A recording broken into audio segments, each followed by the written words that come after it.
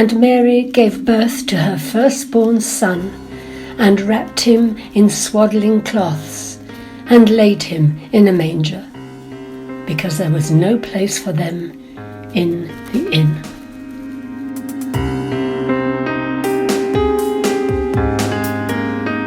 Simeon blessed them, and said to Mary his mother, "Behold, this child is anointed for the fall and rising of many in Israel, and for a sign that is opposed, and a sword will pierce through your own soul also."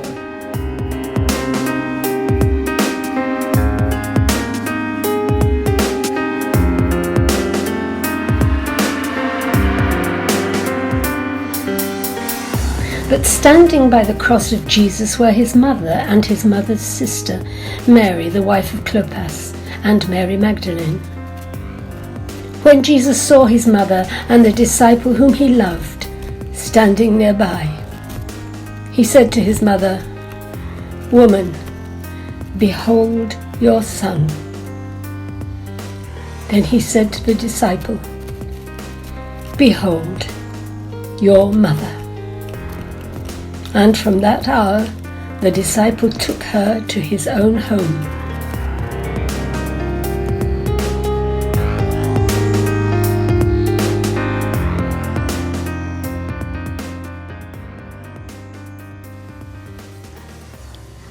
Is it nothing to you, all you who pass by?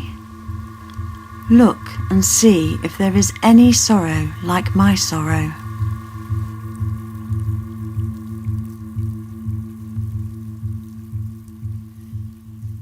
It was late at night when I first met them. They looked cold and scared. He was trying to put a brave face on it. You could tell he was a good man, an honest man, but he looked way out of his depth. And she seemed so young, so vulnerable. They both did. Country folk up from Nazareth, easily taken in by the ways of the city. Of course, they were just two of the thousands of travellers passing through for the Roman census. There were so many like them, but they seemed so different somehow, as if they knew something they couldn't communicate, something that had terrified the life out of them. I ran an inn in Bethlehem in those days. Hundreds of people passed through my doors. I was used to the scammers, the hustlers, the opportunists, the confidence tricksters. I also dealt with my fair share of drunks, losers and Roman troops who had no intention of paying. But I knew with this couple that they were genuine. They came into my place road-weary and sore. They seemed so down on their luck. As they walked in, I realised she was about to drop. He looked at me imploringly, but I had nowhere. Everything was booked up. All of Bethlehem was booked up. Then I had an idea. I had a stable out the back. It was tiny, with my old donkey standing in it. Well, he would have to spend a few days in the yard, and I set the lad to on scraping it out and washing it down. Didn't look too bad when he'd finished.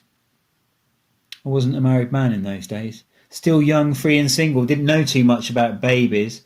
But old Ruth down the road, she acted as midwife and set all the men boiling water and ripping up towels. I think this is just to keep us out of the way. Anyway, they were so grateful, so relieved. And then there he was, born in my stable, with Zeb, my old donkey, standing outside. The news went round fast, of course. Always does when there's a new baby to be seen. People always love babies. Even the shepherds looking after the local herd got in on the act and came to see what was going on. I had to chase them all away in the end. Poor girl, she needed sleep and he looked exhausted. I must say I felt proud that night, like I was the father myself. Didn't feel that again until I had my own kids. Just so happy I could do something for them. Well, they went away soon after and I didn't see any more of them. Didn't expect to. As I say, there were thousands like them on the move. It was odd though. I kind of heard rumours over the years, an important holy man from humble beginnings teaching in Galilee. Some people told me he'd been born in a stable in Bethlehem. But you always get a lot of stories in my game.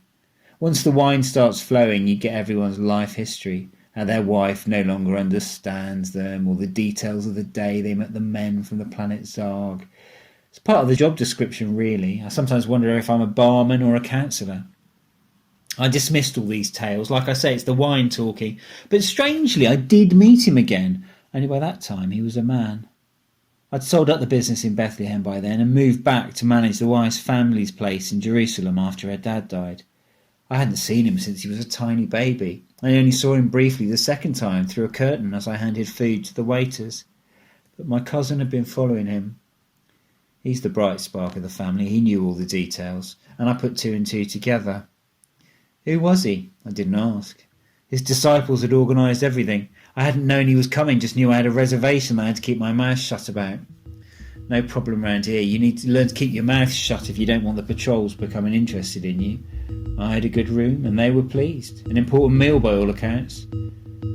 So you see, I gave him shelter, right at the beginning of his life and at the end.